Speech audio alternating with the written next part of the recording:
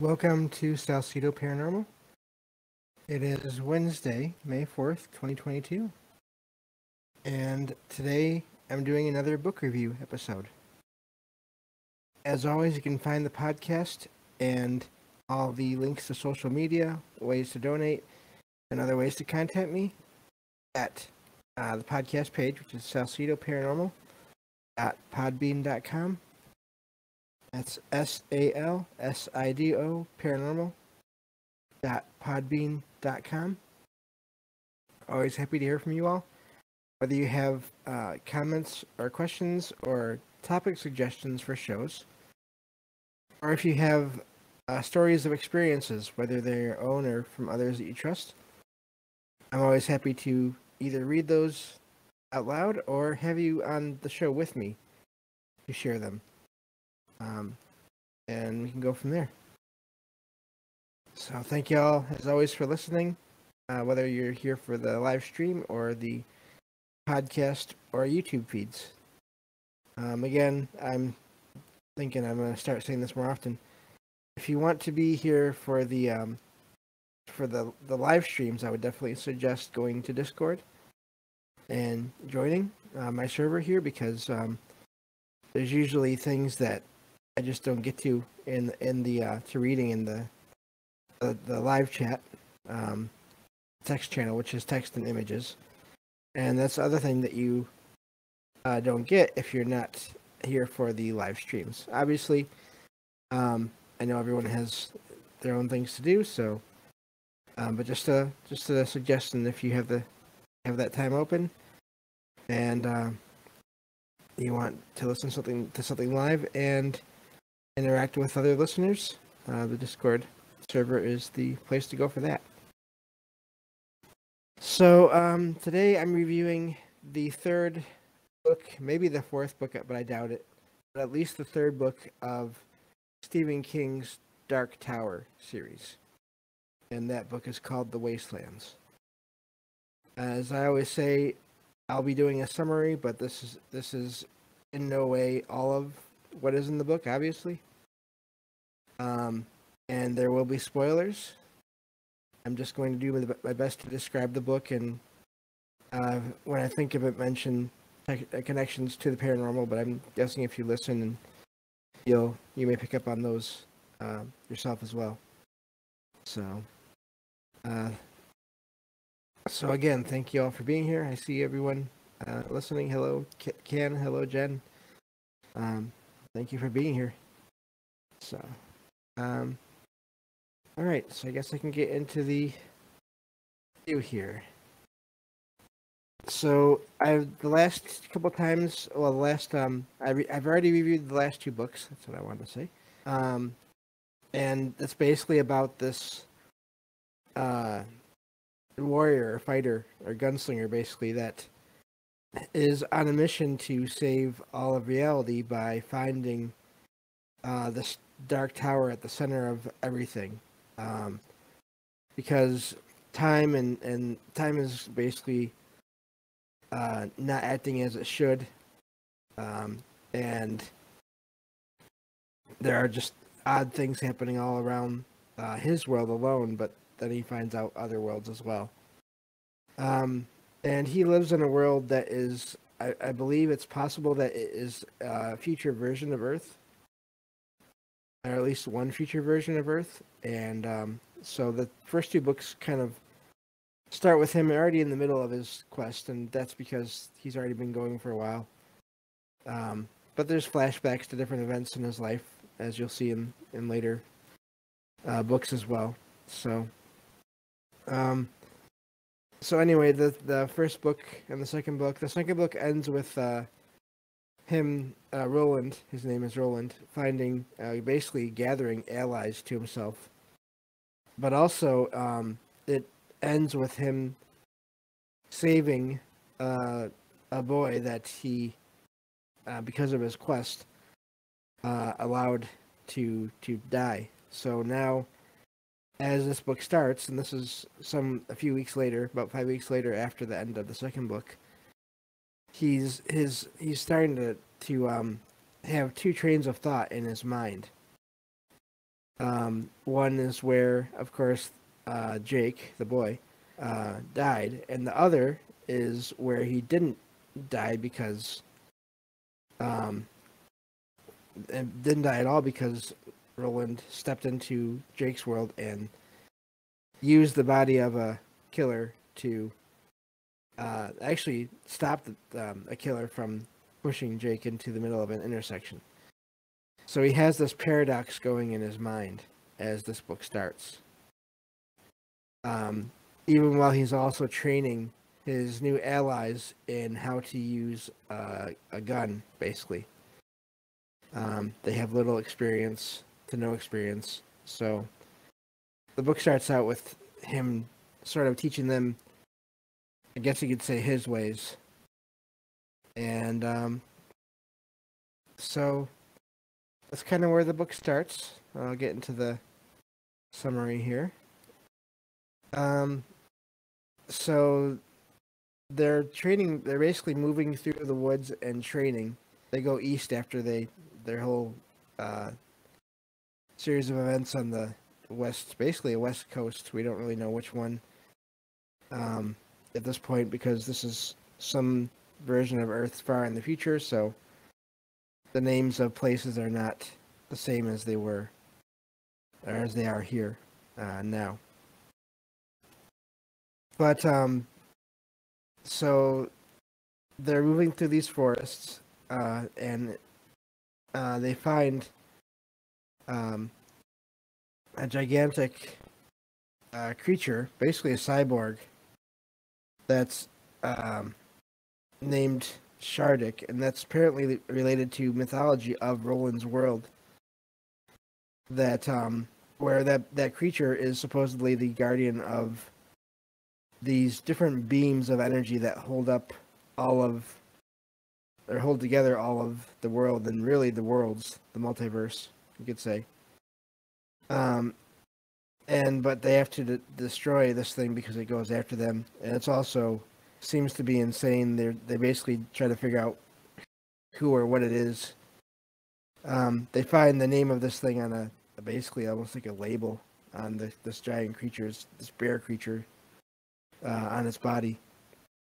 And so this is actually what they want, which is to find one of these beams and use it to go all the way to the middle of the world, basically, where the tower is supposedly at.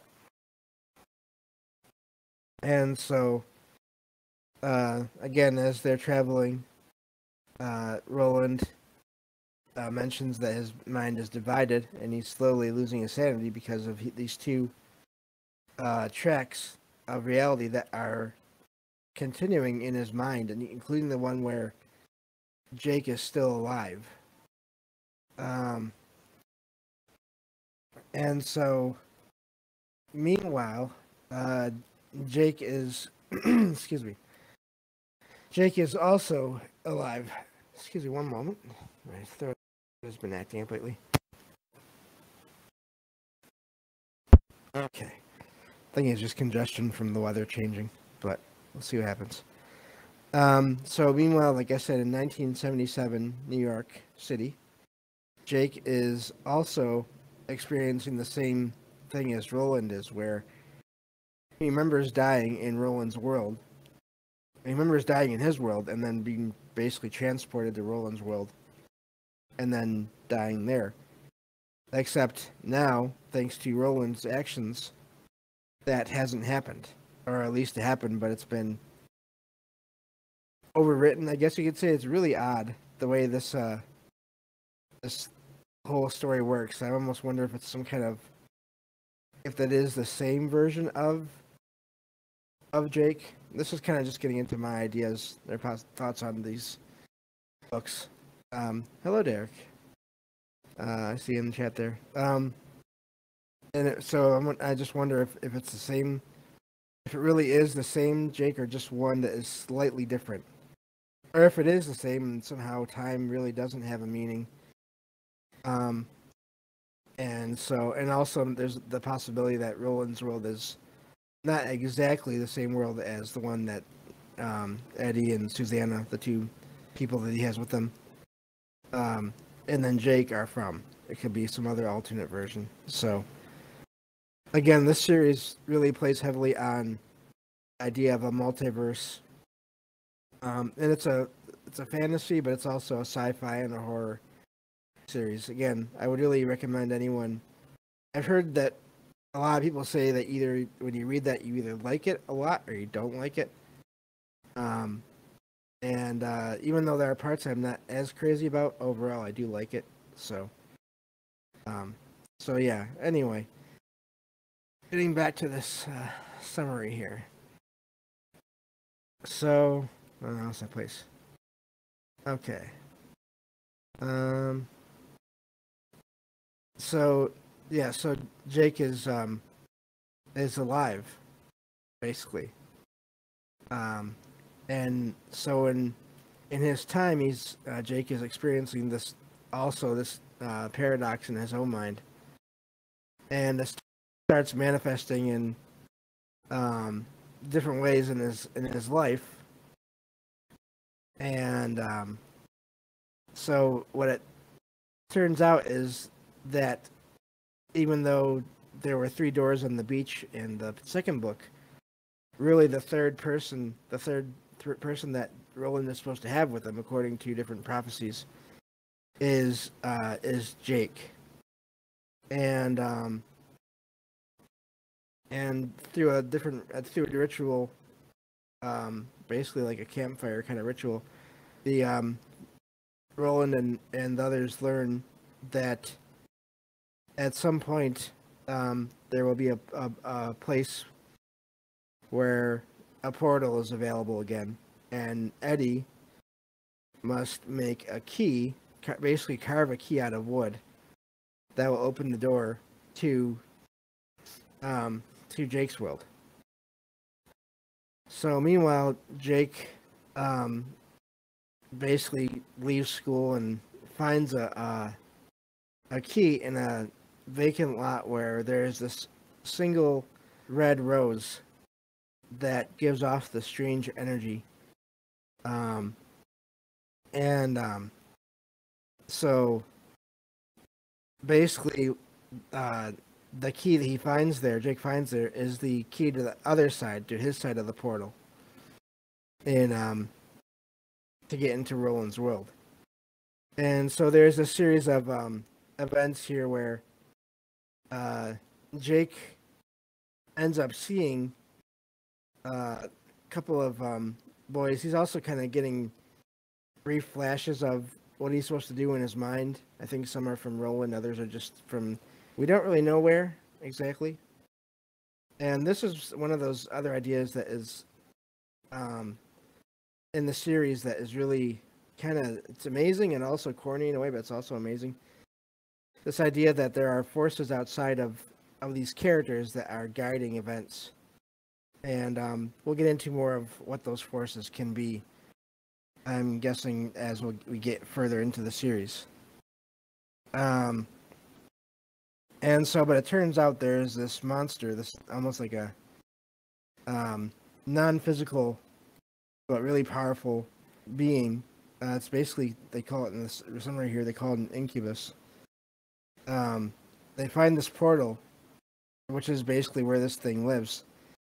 And so Eddie is still working on this key, even when they get there. And but of course, this creature doesn't want to let anyone use the portal. It's also, of course, this is a Stephen King book, so of course here we go into some, I guess you could say, more explicit content in a way. But it turns out this creature feeds on basically sexual energy, and it's so Susanna has to distract this creature while Eddie is making the key for Roland to use on this this keyhole that they find in the dirt, in the sand, in the ground. And eventually, the Jake also finds this mansion where this key goes to a door inside this mansion, which also has its own entity living in it. It's almost like these things are guardians of these portals.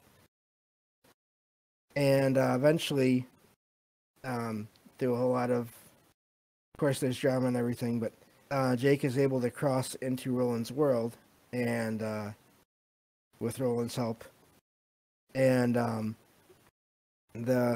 they get out of there and away from this both of these creatures that basically want to just absorb their energy. And so they get through this, and of course, it's a huge event. It's really nearly it severely taxes all of them, and so yeah, that's basically the first big event in the book.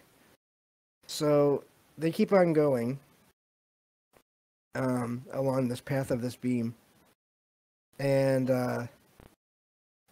let's see here. So they find the city that is an ancient ruins of a city, and they basically realize it's a old city, and this is one of those signs that this is a version of Earth from way back, possibly even a version of New York. But there's almost no technology, at least outwardly present, except for speakers that play these drum sounds throughout the city. And there are these two opposing groups that are trying to take control of the city. And they manage to navigate their way through all of these people, and they find that there is this train that they needed to take to keep on going along the path of the beam. And it goes across this area that is basically the Wastelands, which is this radioactive alien kind of world. And they get to this train, and it turns out this is run by this artificial intelligence. Here we go, getting into sci-fi again.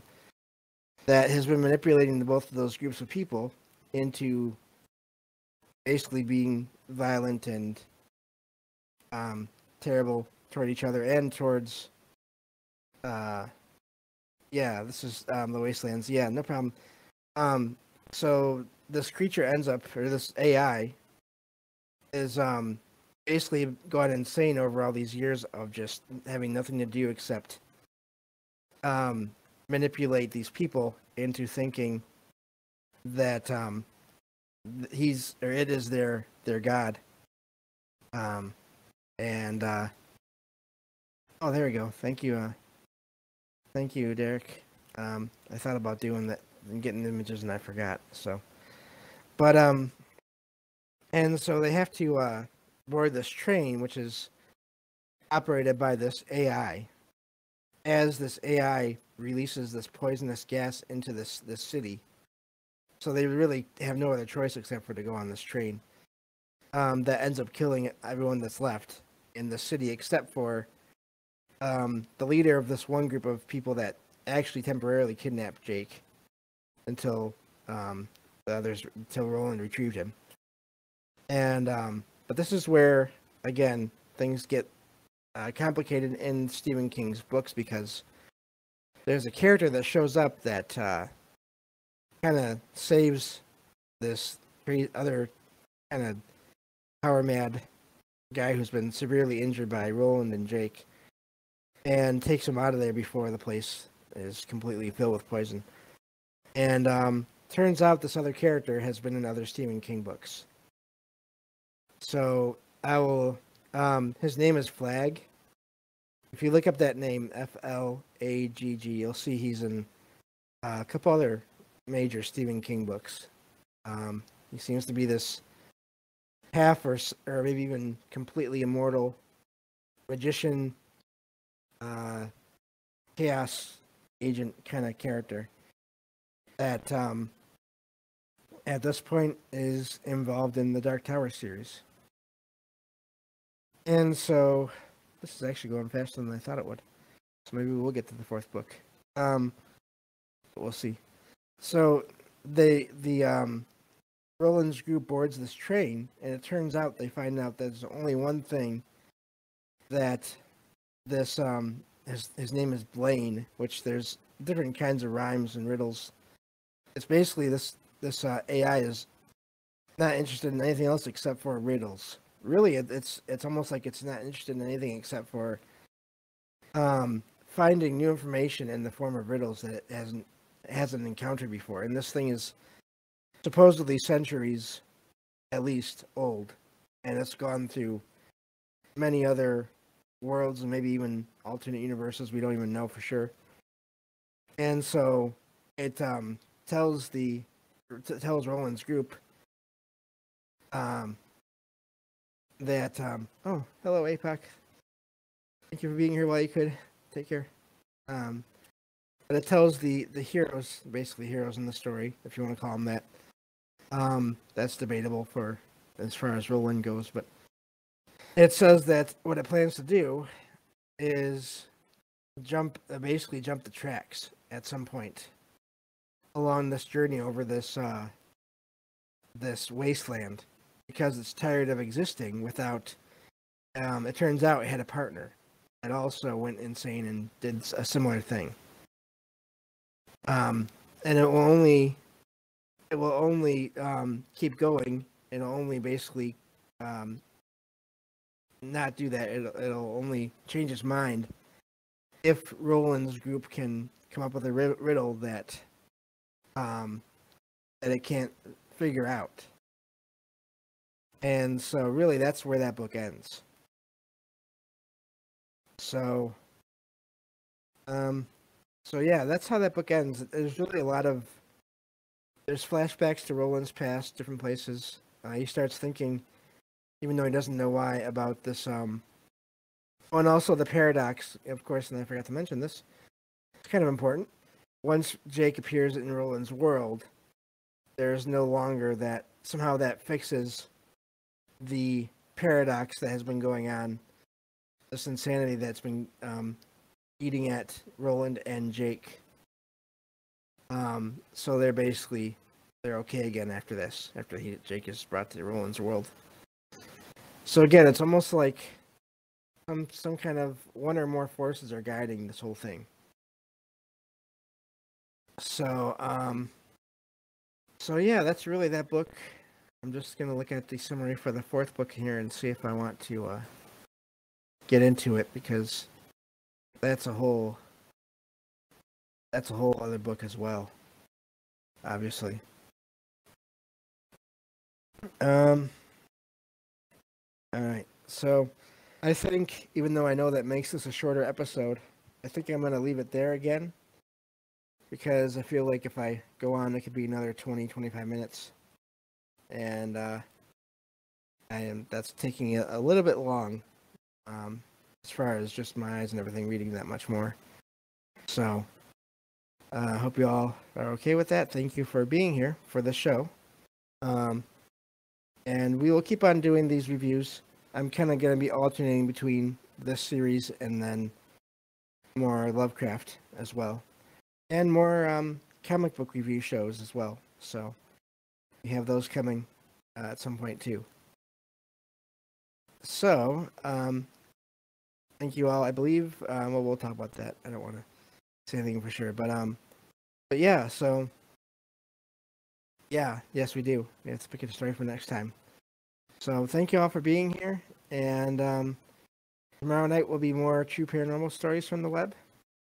So, I will talk to you all tomorrow night on the next episode of Salcedo Paranormal. Take care.